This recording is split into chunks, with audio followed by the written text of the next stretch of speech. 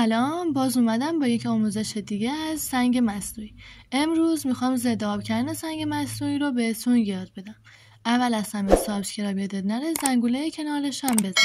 هر آموزش دیگه هم که میخواین کافیه اونو کامنتش کنید.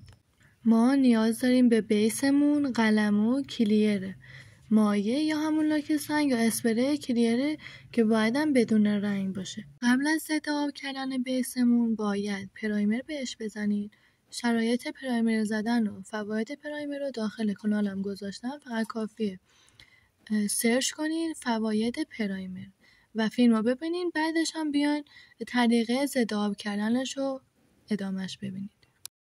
یه نکته مهم که باید بهش توجه کنید اینه که برای ظروف اردوخوری قندان و هر چیزی که داخلش تنقلات قرار گرفته میشه باید از لاک سنگ استفاده کنیم و برای ظروف مثل مجسمه و چیزای دکوری باید از اسپری بزنیم، چون اسپری بوته و به درد چیزایی مثل مجسمه میخوره.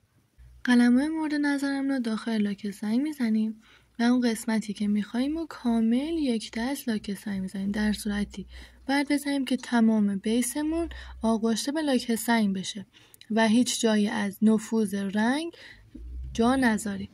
وقتی که کامل بیسمون رو لاک سنگ زدیم میذاریم حدود 1 رو 20 دقیقه، بستگی به محیط داره. هر چقدر محیط گرمتر باشه لاک سنگ هم دیرتر خشک میشه.